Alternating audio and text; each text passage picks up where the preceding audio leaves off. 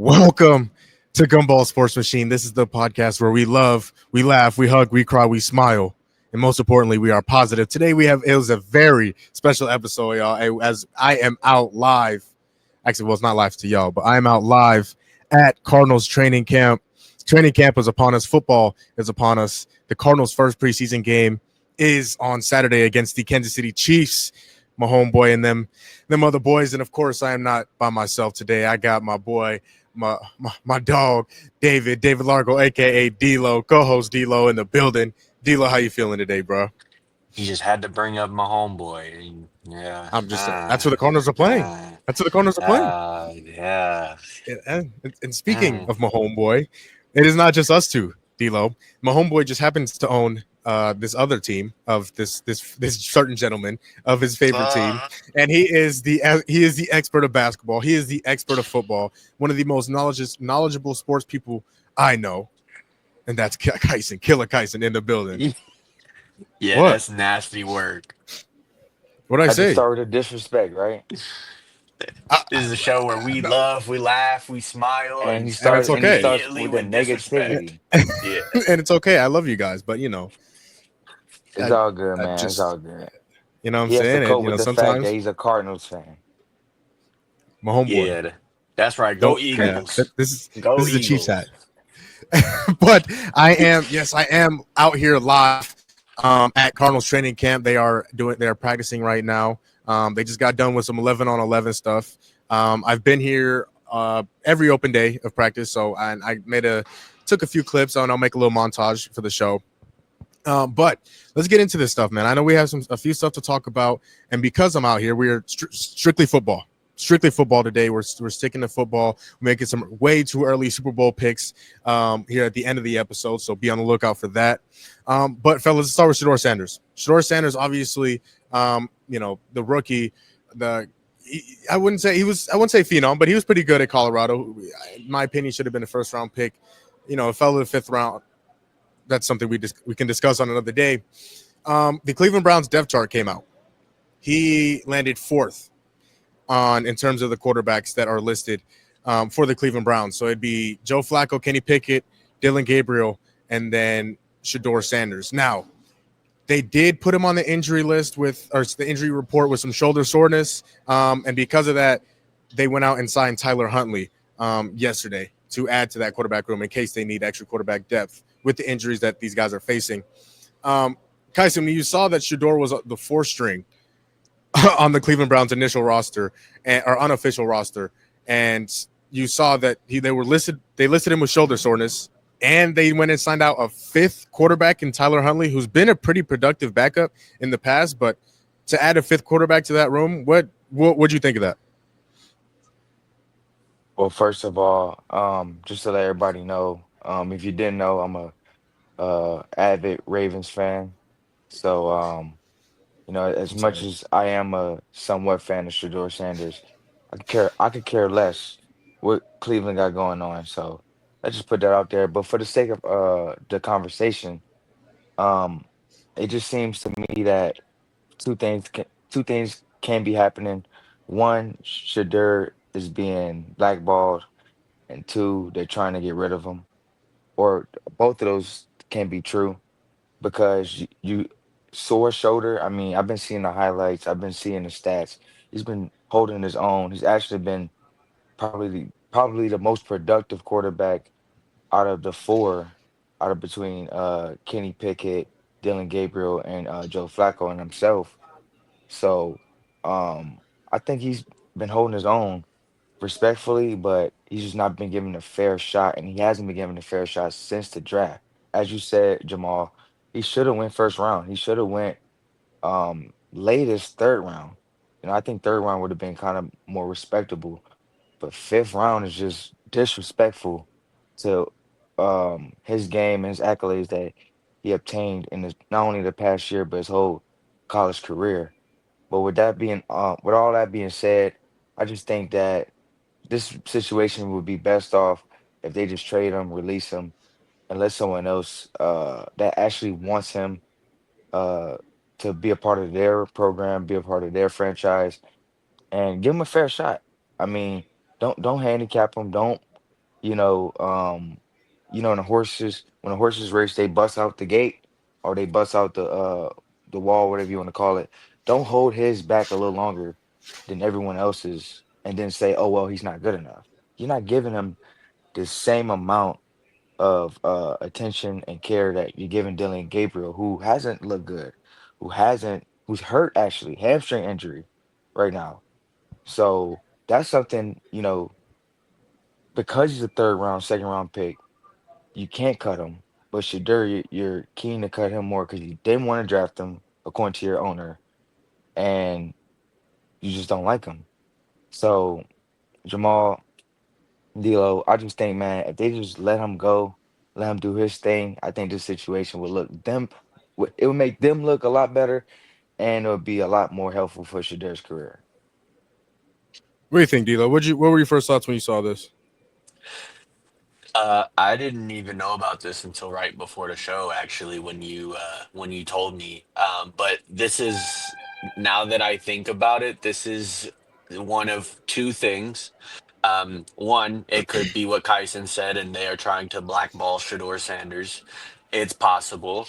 But I think the more likely scenario is this is just Cleveland being a terrible organization. Cleveland being Cleveland. Yeah, Cleveland being Cleveland. I don't understand. If you're the Cleveland Browns and you're a Cleveland Brown fan, you're not expecting to go out and compete for a wild card spot. You're expecting 2, 3 wins at most next season. And so if you're the organization, if you're coaching whoever is making this depth chart, why are you starting a 40-year-old Joe Flacco? Why is Kenny Pickett, who has not shown any flashes of anything throughout his career, your backup, right? If you're going out there and you're winning 2 or 3 games, throw these rookies that you just drafted and see if they can go out and make plays. See if they can go win you games. See if they could be your franchise quarterback. But instead, you're putting them third and fourth string for no reason. I mean, whether it's Dillian Gabriel or Shador Sanders, start one of them and see where it takes you. I don't understand like what they're doing to go out and start Joe Flacco, who's at the end of his career. Like that just doesn't make any sense to me. So I think that's the more likely scenario of Cleveland just being a really bad organization. Again, it's Cleveland being Cleveland. You go and you draft two quarterbacks in the draft, one in the third, one in the fifth, one of which you could say is a steal for how good. Now, again, Shedeur Sanders was not all world in college. He wasn't Cam Newton. He wasn't Tim Tebow. He wasn't one of these guys that is one of Joe Burrow. He wasn't one of these guys that is a college football legend. But he was damn good.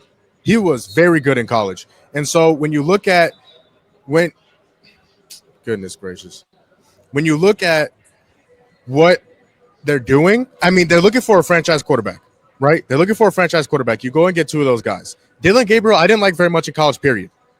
Okay. At Oregon, I didn't like him very much. At Oklahoma, I mean, I guess he showed strides.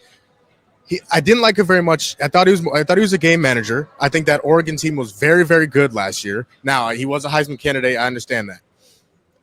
But again, that's a very good Oregon team that he was on last year. And you saw what he did in the playoffs. You saw what he did. So, and Shedeur, I mean, you got to give these guys an opportunity. You have nothing you're going to go win this year. Nothing. In the division that you play in with the Ravens and the Steelers, you are competing for nothing. Give these guys a chance. Give Dylan Gabriel a chance. Give Shedeur a chance. And they're just not doing that. And so I'm confused on what their goal is for this season. I don't know if they're just going on a gap year and maybe, they start Joe Flacco so that they can get a first round pick for next year, so they can get another quarterback in the first round. I don't know what they're doing. But if that was the case, why would you go and take two quarterbacks this year where you have so many other needs? Why would you go and get two quarterbacks this year in the draft? Maybe one of them pans out, maybe one of them doesn't. And then if you go get another first round pick next year, you draft another quarterback. I don't understand what they're doing. And, they could very well be blackballing Shedeur Sanders. But if you're going to do that, why draft him in the first place? Because somebody was going to draft him. and now you drafted him. Now he's on your team, whether you like it or not. Now, and apparently the owner went and said that he wasn't on board with the Shedeur Sanders pick. I don't know what you're doing. This organization is in the definition of a purgatory right now. They don't have any future. They have two really, really good players, two top five in their position, in Denzel Ward and Myles Garrett. That's where the list ends of good players that play for the Cleveland Browns. I don't know what they're doing, but I David think they need to get Njoku it is together. just sad. David But see, Njoku is just he's so Yeah, sad over there. that but that's another one. David but see, the Njoku is thing is he's a top though, 10 tight end in the league. last year, if the Browns had a quarterback, they were a playoff team. If they had a quarterback, like that, they were just one piece away. But Yeah, you go into the draft, you have the what they had the second pick originally, right? And then they yeah, and then they traded traded it. back. You are That's already telling us you're not trying to do nothing this year. Because No, Travis Hunter, all world talent, whether it's at corner or receiver or both, all world talent, one of the best college players last year, available. You skip him on purpose, trying to prove a point, and no disrespect to Walter Nolan, right? That's who they drafted. yeah, the Cardinals No, not or the the Cardinals. Browns. Sorry, the Browns. Mason Graham, Mason Mason Graham. Graham. I'm sorry, I got him mixed up. Yeah, Mason are you Graham. good? He's not the. He's not Travis Hunter. He's not. No, You see, I almost got him mixed up with a complete different draft. I would have never got Travis Hunter mixed up with Walter Nolan. Like that's yeah, you're not being serious right now. You you were one piece away. Now you're pieces away. Just because you want to prove a point, and the point is that it's I think the bigger problem in the NFL that's brewing. Like the Browns not taking the draft serious, them not um just not making the moves necessary in not only in free agency but in the draft. It just shows these owners they're getting the money the NFL is giving them and just keeping it. Appreciate yeah. you. But every owner gets about 430 million plus before anything. So you look at the Bengals, another team in the same state, not paying players, just being horribly ran on purpose to show the league, like, man, we just want it for the money. Thank you, appreciate you. We gonna do what we want. Just keep paying us. And I could see And something. Hey, I could see something bad happening in the future. oh, absolutely. And the sad part is, and you mentioned the Bengals. The Bengals have good players. They just refuse to pay them. Like Sack that's. leader. I mean, one of the best defensive players in the two of the best defensive players in the league, and or the Browns have, and then Trey Hendrickson, and like you said, the sack leader the past 2 years, and you refuse to pay him. And D'Lo, you and I have talked about this. Where did the Bengals struggle the most? On defense, and they refuse to pay their best defensive player, and they just barely got their first round pick signed, who is on defense. Yeah. It's I don't know. It's mind boggling. It's mind boggling to me. But let's let's talk some NFL preseason. Um, the Indianapolis Colts are kind of not in the exact same position as the Browns, but they have some quarterback questions. They have right now. It's a two-horse race between Daniel Jones and Anthony Richardson. Anthony Richardson is getting the start this weekend in the Colts' first preseason game. D'Lo, obviously, Anthony Richardson has had his shaky start to his NFL's career. He came on strong. He was running the ball well. He was throwing the ball, and then he got hurt that rookie season. Last year, didn't live up to the hype that he created himself before he got hurt in his rookie season.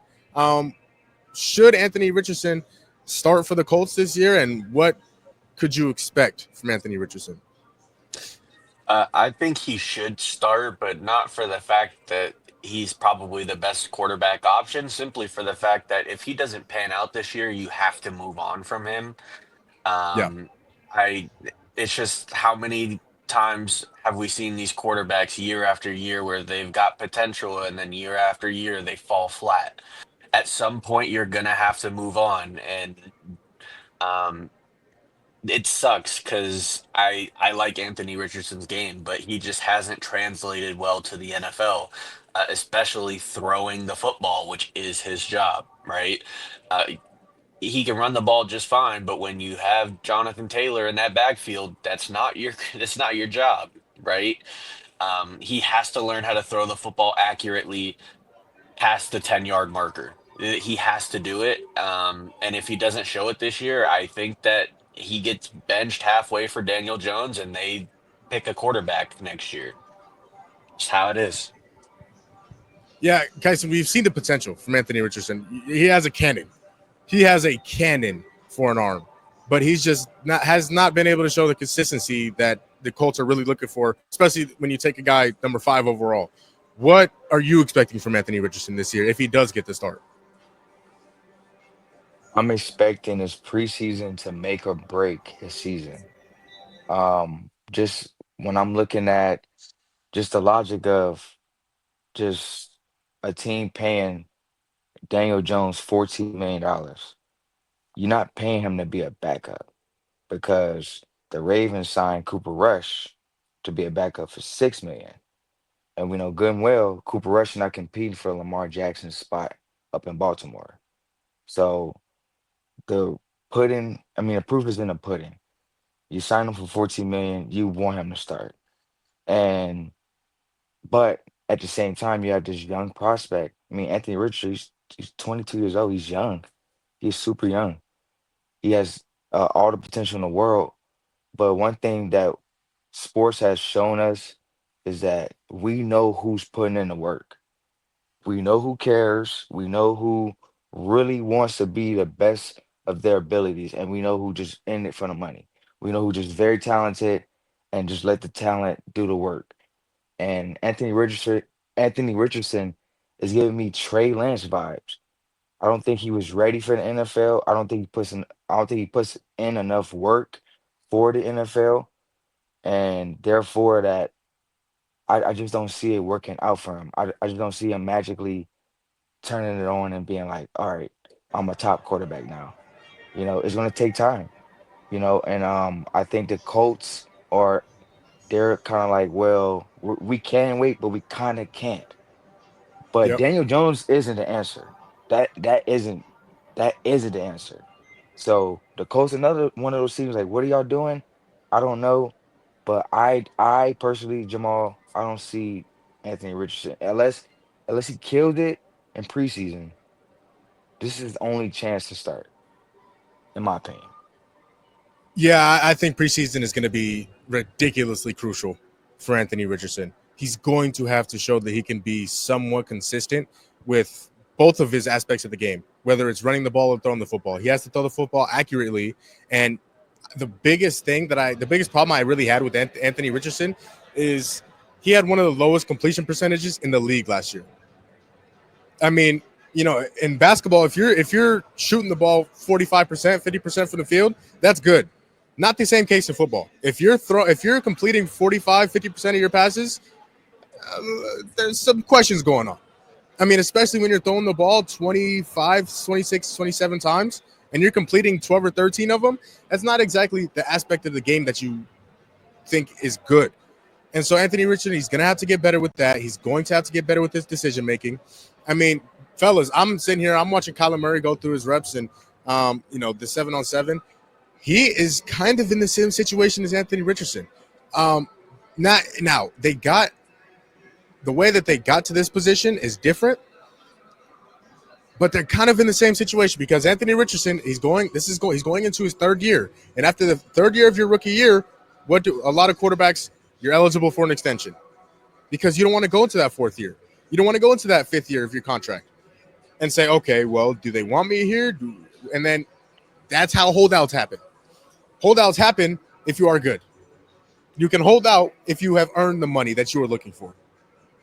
Um, and the reason why I compare him to Kyler Murray is because Kyler Murray this year, if he doesn't show the consistency, if he doesn't show the improvement, the the ability to win that these people are really expecting him to, he might be gone next year.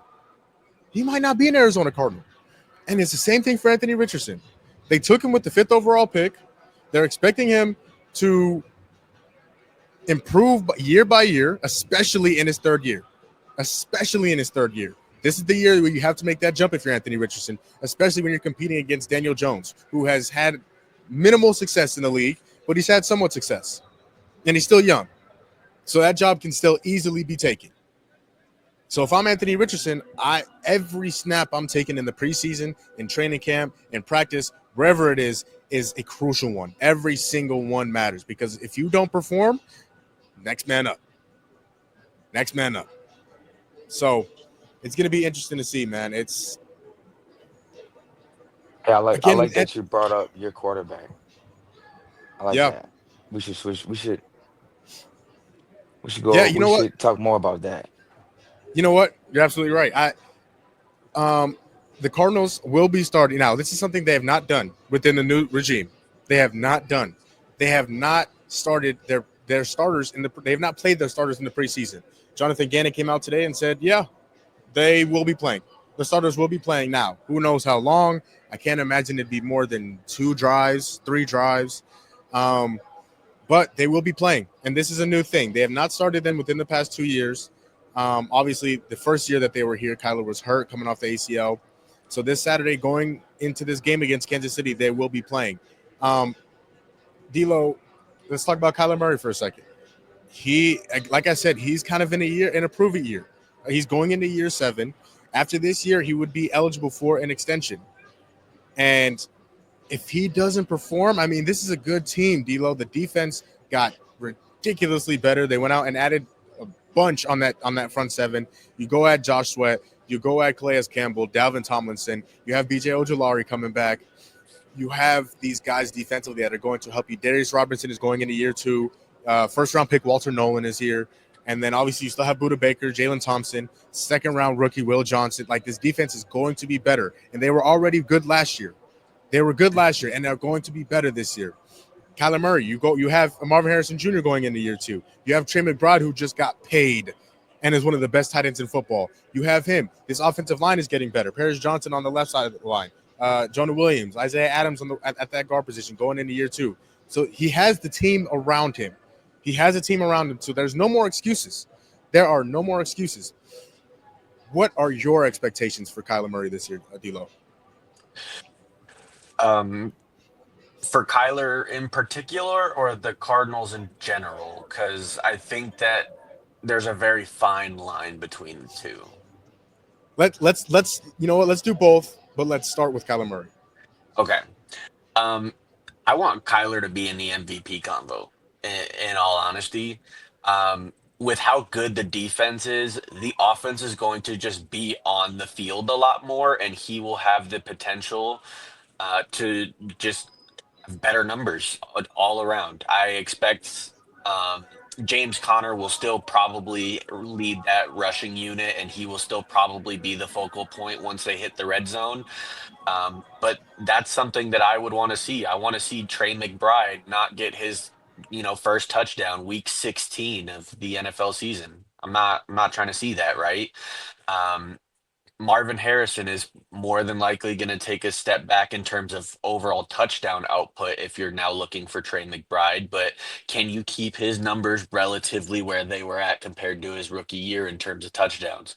I think that's the biggest key for me is can Tyler put the ball in the end zone when the run game just isn't working and James Conner is, not able to punch his way through the line and get in there.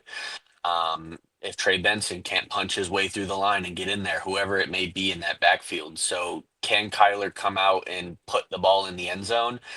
That's what I'm looking for. And I think if he does, he can be in that MVP conversation. Because if he does, they will win games. And if they win games, they're going to be good. D'Lo, I really like that point. But Kyson, when you look at it and this make or break year for Kyler, like I mentioned, they have the team to do it. Monty Ossenfort and company have built the team around Kyler Murray to help him be successful. Now it's up to him. Jonathan Gannon said the other day, they've laid the tracks down. They have laid the tracks down. Now it's time for the players, specifically in this conversation, Kyler Murray, to go and drive on those tracks and hopefully, not steer off the road. Kyson, what are your expectations for Kyler Murray this year? What do you think he needs to do in order to prove himself that he is a franchise quarterback? Yeah, you got to do either one or two things, man. You got to either have a killer year, MVP year, like D'Lo said, or you got to have a Jalen Hurts year, a Super Bowl year. You know, you might not have the stats, but y'all winning. Y'all win 12 games. Y'all win a division. Y'all make a playoff run. Y'all be consistent throughout the whole season instead of winning 6 games in the beginning. Uh, win 6 games in the beginning and in the later half of the season. You know, Yeah, so what you was asking D'Lo, Jamal, I think the team success is going to be um on Kyler, and then for Kyler, the team success is going to help him. So, but that kind of comes into where I'm at. Going to ask you, Jamal, does Kyler want to be in Arizona? Like, do you think he wants to stay in Arizona? Do you think Arizona is where he wants to finish his career, or do you think he's looking elsewhere? Like, do you think he's already like, all right, this is my last year in AZ. I'm I'm gonna bet on me, but AZ's really not my priority. Like, I'm just asking. I'm not. I don't know personally, but yeah. I'm just gonna ask a fan. Um, to answer your question, I'm gonna answer like this, Kyson. I think the Cardinals would trade Kyler Murray before Kyler Murray asked out. I think he wants to build here. I think he wants to win Super Bowls here. I think he wants to have success here. This is where I think he wants to be. And in order for that to happen, he's going to have to step up. He's going to have to be great. He's going to have to be consistently great. Because if he's not, he's gone. I Right. mean this regime, Monty Yosifort, Jonathan Gann and company, they usually give guys 2 years. 2 years. And if they don't like it, goodbye, see a sayonara. And so I think that's where. And this is Kyler's second full year coming off the ACL, of course, in their first year. This is going to be Kyler's second year with the team, second full year with this new regime. And if he does not live up to the standard, the expectation that this team has set for him, I think he's gone. Yeah. Now I'm thinking about it, Jamal. Y'all are a lot built like the Eagles. Like, Yeah. seriously. Like, y'all gonna rely on a lot on that run game. Cause I went to the Yep. camp. I was at the camp last week, and y'all got 5 running backs, legit. Yeah. Like, James Conner, he's gonna James Conner, but y'all, if y'all don't have him, y'all have legit 4 other backs y'all can put in, and they're gonna 100%. suffice. And I think the only thing the Cardinals are missing, and I think y'all gonna make the trade by the trade deadline, is another receiver. I think y'all can definitely Yeah. use somebody next to Marvin. That piece away, I think y'all are contenders. But And the y'all thing a with lot built like that, the Eagles, oh man. god. No, that's all And I was saying. th- and to that point, Kyson, we I and because you know where Jonathan Gannon came from Right, Philly. He's right. coming off a Super Bowl appearance, and that's where it all starts. That's I think where Kyler Murray is going to have the most success. If the run game is there, that means the play action is there. If the play action is there, that means the deep ball is there, and that's something that they really need to get better at this year in throwing the deep ball. And that's where 18 needs to get better. That's where Marvin Harrison Jr. needs to get better. And you see, he bulked up. He put on 20 pounds, straight muscle. That's going to help him coming out of the press, going up for 50-50 jump balls. And D'Lo, you brought him up, Trey Benson.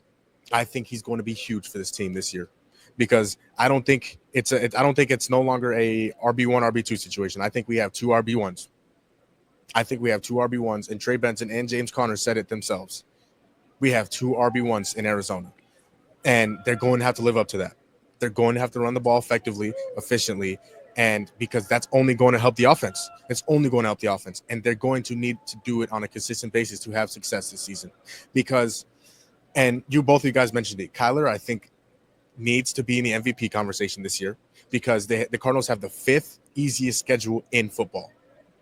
The fifth easiest schedule in football based on these teams' record going back to last year. The Cardinals have the fifth easiest schedule in football, which means you're not going to play a lot of defenses, great defenses. You're not going to play a lot of Eagles defenses and Chiefs defenses and Bills defenses and Ravens. You're not going to play a lot of those defenses. You're going to play a lot of mid-average defenses, and you're going to have to take advantage of that. You have the personnel to do it. Now, Kyson, to your point, I I would have thought that they would have got another receiver in the offseason. They like what they got. Obviously, Marvin Harrison Jr. is your number one. He 18 is your wide receiver one going into the season. as of right now, I think Michael Wilson is at number two. He's currently out right now. He had a concussion. Him and Buda Baker um, clanged heads the other day, so he's out. But I mean, this receiver core is going to have to step up. Michael Wilson, Zay Jones, Greg Dortch. These guys are going to have to make plays because when Marvin Harrison gets doubled and Trey McBride gets doubled, those guys are going to have to make plays. They're just going to have to.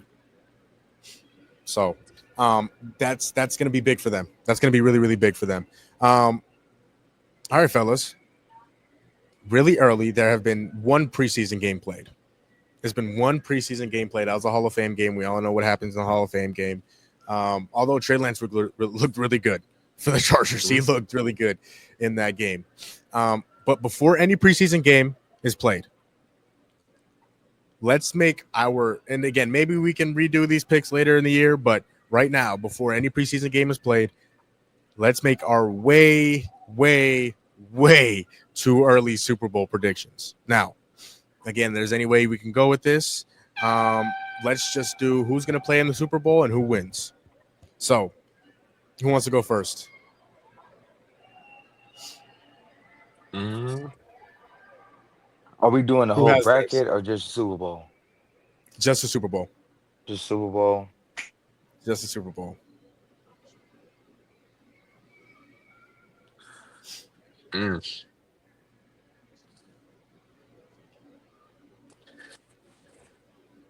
I'll go first. I think I got mine. Okay. Um, NFC this year. Um, I have the Lions coming out. I think last year they were kind of hurt by the fact that David Montgomery got injured that late in the year and it kind of threw everything off. Um, I think that they bounce back again this year. I don't think Jared Goff plays as awful as he did last year in the playoffs. I have the Lions out of the NFC and out of the AFC. I've got Baltimore. I like the Ravens coming out of the AFC this year. Um, I think this is the year that Lamar Jackson gets over the hump. You got Jalen Ramsey on the defense. Um, I think that this is the year, if any year were to be a good year for Baltimore to make it to the Super Bowl, it's this year. And I think that they win it all this year. I have Baltimore winning the Super Bowl. Okay. I'm sure Kyson's happy about that. Kyson, who you got in the Super Bowl? Man, so in the NFC, couple teams I think would be in the picture, probably the Commanders, the Eagles. Probably those two teams are probably my top two. I can see that being a championship game rematch. Just I have to disagree with the Lions just because they lost so much on that coaching staff. That team that's gonna be a completely different team this year, in my opinion.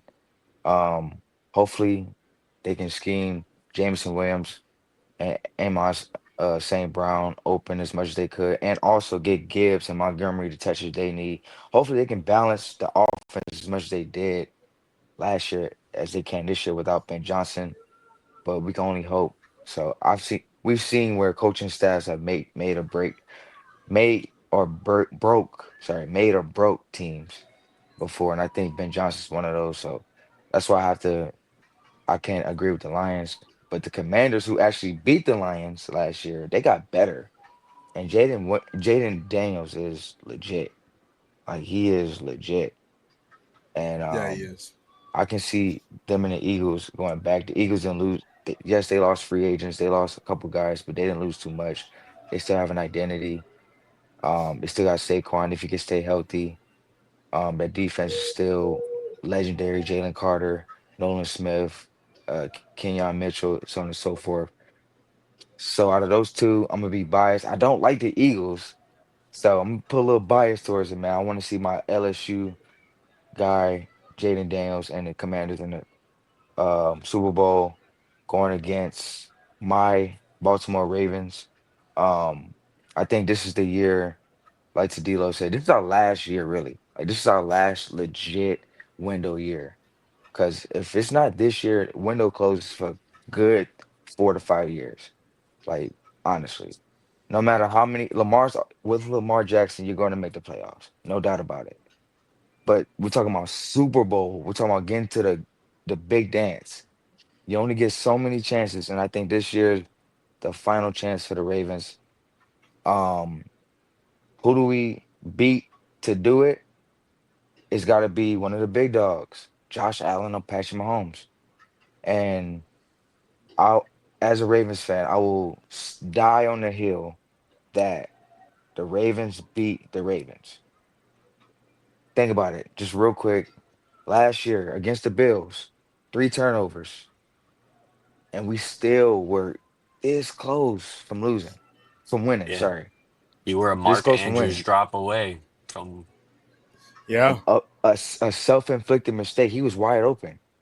The Mhm. wide defense open. did nothing to affect that play. That was a mental lapse, something that the Ravens have done too many times in the past 5 to 6 seasons. So, Yeah. with that being said, if the Ravens can get over ourselves, we are Super Bowl champs. So, with that being said, I think it'll be a Maryland clash off, a DMV clash off between the Commanders and the Ravens come out victorious. This is tough for me. This is tough for me, man. At least in the NFC, y'all know who I got in the AFC. Y'all know who I got coming out of the American Football Conference. You know, I got Patrick Mahomes and them boys, and the reason being is no bias aside, I got to see somebody beat them. I got to see somebody beat them, and you know, every year they're in the AFC Championship. Mhm. Can Josh Allen go beat him? Can Lamar go beat him? Or is Joe Burrow going to be able to put up enough points to go beat Kansas City? Because Lord knows about that defense. So yeah, I got Kansas City coming out the AFC. And they're getting Rasheed They Rice back. and they're getting Rasheed Rice back. They're getting a healthy Hollywood Brown. Isaiah Pacheco already is just getting better. You know, obviously Travis Kelsey is slowing down, so he's not the Travis Kelsey of old. He's now the old Travis Kelsey. But man, the NFC is tough, man. I think uh, there's a few teams that I like. The Commanders, the one that Kyson has coming out of the NFC. I think the Commanders could be very good. They got better. I think their window is also only open for so long, only not because of Jaden Daniels, but because of how old that team is. That's one of the oldest teams in football, and I think it's top five of the oldest teams in football. Um, so you go and get them. Obviously, they're still waiting to sign Terry McLaurin. I think they're going to be good this year. Obviously, you have Philly, the reigning Super Bowl champions, who are going to be, I'm sure, right back. Now, they lost a lot. They lost a lot. They lost Josh Sweat, the guy that had 2.5 sacks in the Super Bowl. Milton Williams, you know, they lost a lot. They didn't lose very much offensively. You still have one of the best, if not the best, O line in football. You still have Jalen Hurts. You still have Saquon Barkley, A.J. Brown, Devontae Smith. I'm going to go outside the box, fellas. I'm going to go outside the box. I'm going to say the Green Bay Packers represent the NFC in the Super Bowl this year. You guys know how much I love Jordan Love. I think he makes another jump. I think he is absolutely in the MVP race. I think he's no further down than number 3 in terms of MVP voting. The receivers obviously are a little questionable, and Romeo Dobbs and Christian Watson, Jaden Reed, Devontae Wicks. You know, you still have Josh Jacobs. You still have a solid run game in Green Bay. The defense is still They got manageable. Golden. That's it. That's He could right, be the Matthew one. Golden. He could be the Matthew one. Golden. He's got to. He's got to. So somebody's got to step up in that receiver core. Um, and the defense, I mean, it's not bad. You still have Rashawn Gary. Obviously, you lose Jair Alexander from last year. The defense isn't bad at all. I think Jordan Love is going to carry this football team to the Super Bowl. Now, that people might look at me and say, you are an insane person, psychopath. You need a straight jacket immediately. You could say that. That's how much confidence I have in Jordan Love, though. Jordan Love is going to be great. He's going to be successful this year. And again, I think he falls no further than number 3 in MVP voting this year. So I got the Packers and the Chiefs in the Super Bowl, and I got the Chiefs coming out on top. I think the Chiefs, you know, I think Pat, my homeboy, goes to gets his fourth, and he claimed he gets one closer. Um, one he puts one more foot in that box of the GOAT conversation. So Jamal, let me. So when it comes to the NFC, I think the NFC, I want to say it's wide open. It's a little bit more open than the AFC. I think we have a little bit more of an idea. Bills, Ravens, Chiefs. I think either of those three Yeah, teams those come out. powerhouses. Yeah, I mean, is is those teams to lose in that situation. But in the NFC, I mean, you can say the Rams have a chance. You can say the Cardinals have a chance. You can say a lot of teams, a lot of dark horse teams have a chance at the Super Bowl. What are the Cardinals Yeah. missing from a Super Bowl appearance? Before you say that, I'm kind of upset that you mentioned the Cardinals and not the Niners, I but was look, D'Lo, I we'll move was on. close. I was close to saying the Niners. I just the receiver situation for me is the only thing I'm Man, concerned it's about tough. with because Brandon Ayuk, he won't be back in time in the beginning of the season. You want Jawan Jennings, he want this money all of a sudden. Ricky Pershaw, hopefully he can have a full healthy season, you know, football for football's sake. So the Niners, they do have a chance. It's shaky. It's a little bit more shaky than the Rams and the Cardinals. I think they have a little bit more. Even the Seahawks. The Seahawks. That's what I'm saying. The NFC and that wild division, that wild West division is wide open. But what are the Cardinals missing from a Super Bowl appearance? Right now, on paper, it's hard to say that they're missing anything. It's hard to say because you went out and you got all the pieces that you were missing from last year. Again, you go out and get a bunch of D linemen. That was their biggest problem. That was their number one problem is rushing the passer, front seven. That was the number one biggest area of need for the Cardinals last year. They went and filled that role completely. Again, Calais Campbell, Dalvin Tomlinson, Darius Robinson is healthy. Josh Sweat, the guy who I think should have been Super Bowl MVP this past year. You went out and got the guys you needed. Marvin Harrison Jr. is making that jump. He should be a top 15 receiver by the end of this year. If he's not, I will be severely disappointed, and I think he will have underperformed. But he should be a top 15 receiver in the NFL. Kyler Murray, he has the talent. We've seen him play well. We've seen him perform at a high level. We haven't seen him do it for a full season. He has to do it for a full season now. You have a run game. You have James Conner. You have Trey Benson. You have an offensive line. I saw a ranking the other day that they had the Cardinals number 6 in terms of the best offensive lines in football.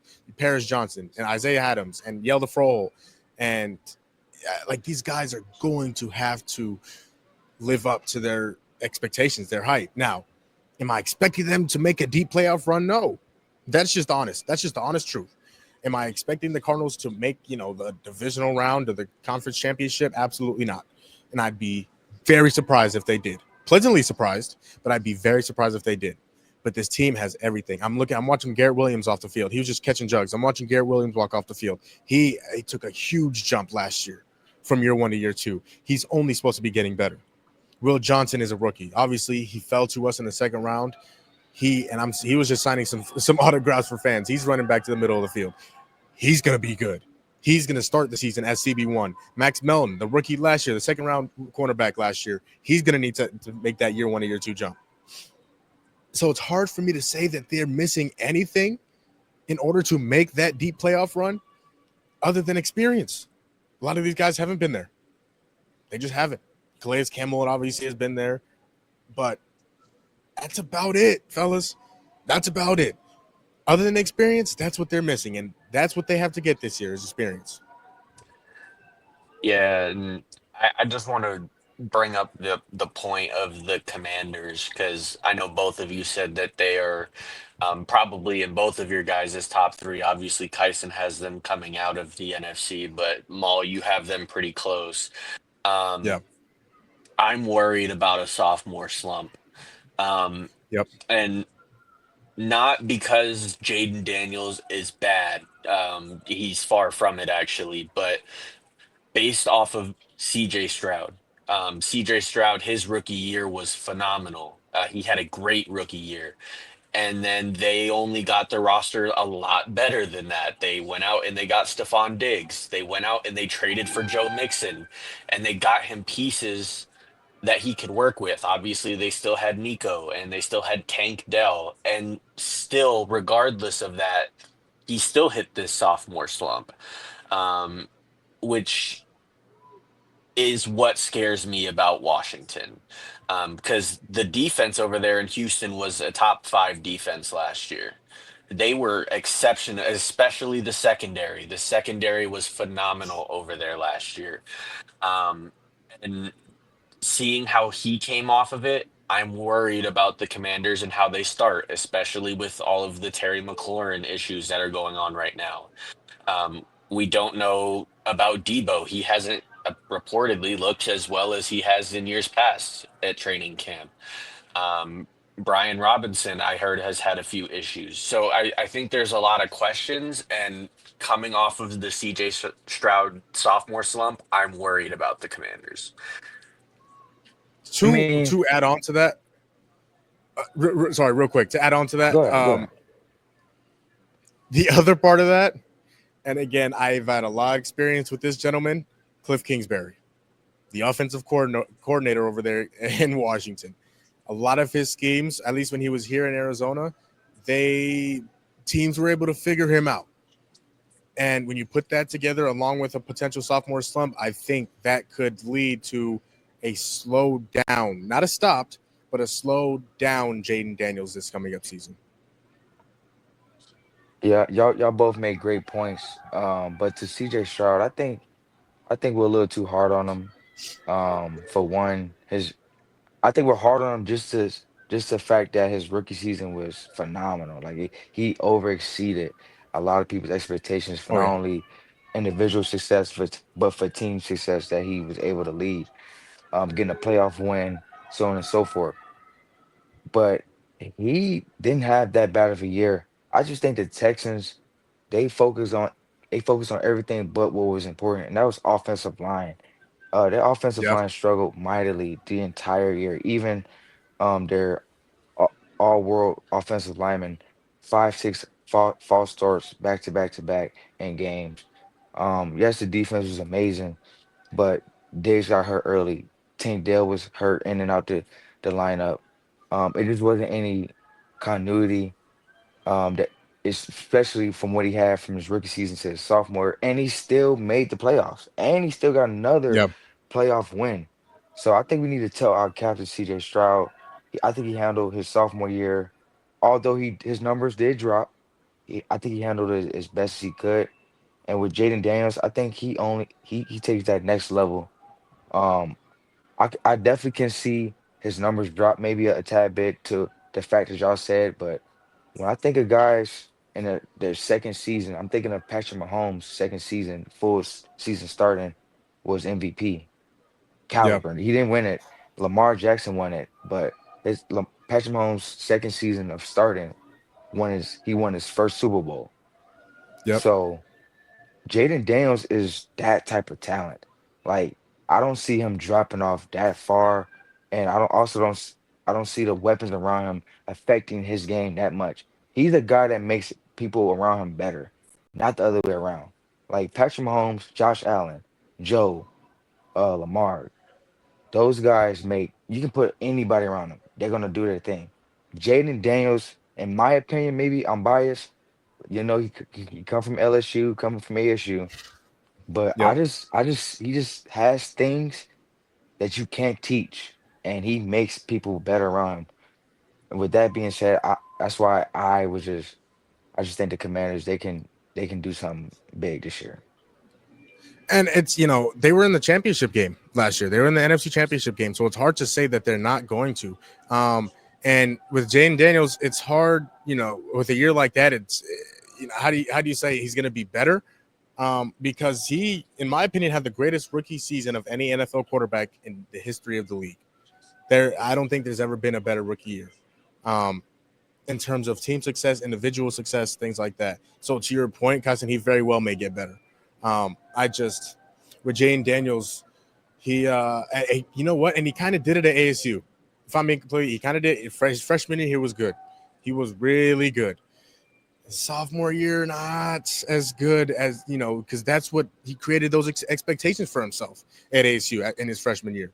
He was really good, and then he kind of did wasn't as good, and then obviously, um, it took off in his senior year at LSU. But you know, yeah, you're looking for Jaden Daniels to get even better than he was. It's gonna be tough, but to get even better than he was last year. But Yeah. so, go ahead, D'Lo. I think we're going to see another year like last year, where CJ Stroud had the sophomore slump, and the guy who was drafted ahead of him had a really, really bounce back year in Yep. Bryce Young. I think that we see that again this year. I think Jaden Daniels takes a dip, and I think Caleb Williams makes the jump. Their roster got so much better. You talk about Ben Johnson, he's now in Chicago. Um, I think that it's another year similar to last year where Caleb makes the jump and Jaden will take a little bit of a dip. Yeah, and Caleb Williams has not looked great so far in his training camp. From what I've seen, obviously there's a viral clip of him not even being able to hit the net in one of his drills, and him throwing some wild pass because he's running away from pressure and getting picked. So he hasn't looked great. Obviously, it's training camp, so I'm not going to put any money on whether somebody looks fantastic or whether somebody looks really really bad in training camp. We'll have to see when the season comes, but. Yeah, Caleb Williams is another one of those guys that okay, you were the number one overall pick. You're supposed to be this generational talent. You're supposed to be this once in a lifetime player. You're going to need to make that jump. You're going to need to make that year one or year two jump. Real quick though, before we end off the episode, Kyson, and I thought this was interesting. You had mentioned that you think this is the last year for the Ravens to really be able to make that championship. Like you think the window's closing, and you think this is the last year of that window being open. Why do you think that? Man, I think it's obvious, man. I think that's just kind of what the consensus around the league is. When you look at the roster, we're getting older. Marlon Humphrey's getting older. He's entering year nine, year 10. Derrick Henry, he's getting older. Jair Alexander, yes, he's still kind of young, but he's a guy that's not really reliable in terms past couple seasons in terms of health wise. D Hop. We have an older roster, but we have a well put together roster and an experienced roster.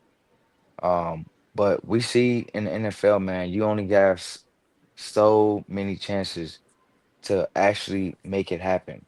Um, Although Peyton Manning was a great quarterback, he didn't go to the Super Bowl every year. He only made it a few times, you know, and that just goes to show. Phillip Rivers, he's a great quarterback, never made it. You know, when there's a guy like Patrick Mahomes who's who knows how to do it. Like he just knows how to do it. He just knows how to win games. He knows how to get there. He knows how to get to the Super Bowl. He knows how to win the Super Bowl. No one else in the AFC knows how to do that besides Joe Burrow in a sense. He knows how to get there. Lamar Jackson hasn't tasted that. Josh Allen hasn't tasted that. With that being said, you have to take any opportunity when you're better than the Chiefs on paper. You have to take that chance anytime you get it. I was just talking to one of my friends a couple days ago about 2023 against the Chiefs in the AFC Championship game, and our Yeah, defense was amazing, right? The first half was rocky. Remember the first half? It was Travis and Patrick. They was going nuts. Pass after like Travis had 10 catches that first half. But the second half, they we held them to shut it I down. think we shut it Three down. I points. think held them to a field goal. Yep. We like the defense was amazing, but we could not score. Like we Yep. could not score. And but the Chiefs were not worried. They were not worried. Patrick Mahomes was not tripping. They were getting three and outs because he trusted his defense. Yep. So I just take things like that and I look at them like that's just knowing how to do it. I just think the Ravens, we were the better team, but Patrick Mahomes just and Andy Reid, they just knew how to manipulate the game. So as I said earlier, the Ravens, we have to get over ourselves, man. We got to get over. the Baltimore Ravens. That's the only team that's in our way. But to what I was saying about the Cardinals, we've kind of the Ravens have kind of built ourselves in the Eagles' way too. We beefed up the defensive line. We drafted Mike Green. We yeah, I think that's all we did, honestly. But Mike Green, man, if y'all seen this dude's he tape, like this he's dude is good, legit. man. Like He's he he's he he's is, somebody he's somebody I wanted the Cardinals to possibly take in the second round when he and was there. it was unfortunately, he has the allegations, as we said before, you Hmm. know, but at the same time, I'm glad he fell to us. Malachi Starks in the secondary. We've beefed up Yep, our secondary. Um, we've beefed up the defense. We've beefed up the offense. We've done everything. This has been one of the most complete off seasons the Ravens have done in a while. It's yep, championship or bust. Simple as that. So, um, yeah, I not only for the Ravens, but for the Bills also. The Bills are in the same predicament as us. That window is closing, man. The Chiefs, it is. right now, they're in down years. They're in down years, even though they're still making Super Bowls somehow, some way. They're in down years. Their roster is not. 15. There's no somehow, some way. It's It's that not gentleman wearing what 15. you exactly. That's it. Because Yeah, they had Tyreek Hill, they had L'Jarius Sneed, they had insane rosters. They're not like that right now. So yeah, we have to take advantage of that. We absolutely have to, because next year they're a, a draft pick away, a super edge. They that falls to them. Now they're back to a dynasty, yeah. and we didn't take advantage of that. We didn't get our chance to get it. So that's how I look at it. I just look at it when you got a guy like Patrick Mahomes and the Chiefs when they're coasting, you got to jump on top of that. Yeah, D'Lo, how I do you feel, agree. man? Do you think the Ravens window is closing? I agree. They're definitely older in terms of, the guys that you're looking at on both sides of the ball, and you're like, wow, that's a really good player. They're all getting old. We obviously talk about Derrick Henry, but Jalen Ramsey and Marlon Humphrey, and these guys are not getting any younger. And so I think that's the thing, though, is that Patrick Mahomes, he just knows how to win. If the Ravens or the Bills ever figure out how to do that and they go to the Super Bowl, I think that that's their chance to start steamrolling because they just don't know how to do it. Well, we talked about it. They don't know how to win. And if they figure that Yeah, out and they figure out how to get to the Super Bowl, it's going to look worse for the Chiefs because on paper, both, in my opinion, both the Bills and the Ravens roster are just better. They're just better. And the only reason that the Chiefs are staying afloat right now is because Patrick Mahomes and Andy Reid know how to win. They find ways to win. Um, the moment that the Ravens or the Bills figure that out, I see we won't see Patrick Mahomes in the Super Bowl as much anymore. Um, yeah, Joe Burrow, once he can get a defense, I think he'll be back, right? CJ Stroud, if he bounces back, I think that the Texans have a chance to go out and, find a way to win. There are a lot of teams that their roster is just better constructed than the Chiefs, but because the Chiefs have these two guys that just know how to win football games when it matters, nobody is able to get past them. So the rest of the league has to figure that out, and once they do, though, I don't think it'll be that hard to get past the Chiefs. I Jamal, I'm hold gonna on, real disagree. quick, real Uh huh. quick, real quick. Coaching, John Harbaugh. He's got to be better. He's got to be better in the playoffs. He's got to be I better. mean, like, I don't know Jim what Harbaugh it was always better anyway. Yeah, yeah, whatever. Just give one of y'all a little Super Bowl, whatever. Just that little Super Bowl y'all got. Oh no, he's no, too wait, hold on. conservative, Didn't y'all man. He's too lose? Yeah, we did. exactly, and Yeah, we and did. Yeah, and he beat him yeah, again last year. yeah. Oh yeah, yeah, yeah. In the head to head. I'm gonna go ahead. I gotta disagree with both of you guys. I think both of those teams actually. Um, I think both of those teams, their window is open. I think both of their teams and their window is wide open for two reasons. Two words for each team. Lamar Jackson, Josh Allen. And here's why. They are still obviously really young. They still have a lot of years to go. And you have to outplay. You can't just beat. You have to outplay 15. That is how you beat them. Joe Burrow did it in 21. Tom Brady did it in 2018. And 2020 is kind of a anomaly because that Tampa Bay defense was so good. But at the end of the day, he still outplayed him in that Super Bowl. You outplay 15, you win the ball game. Jalen Hurts. That's how it works.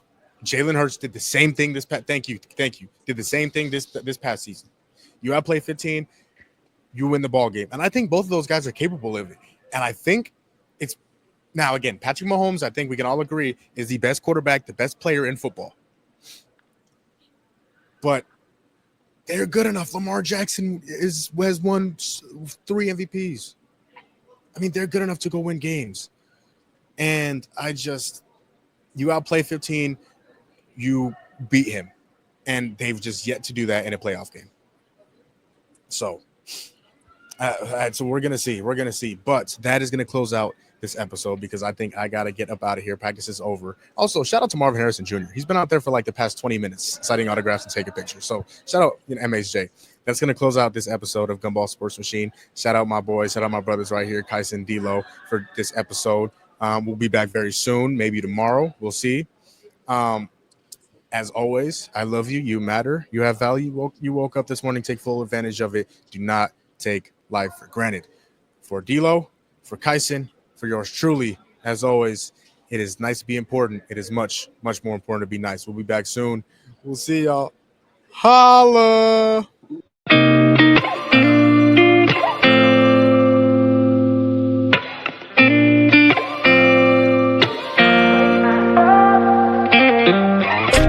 Gotta find my way to you.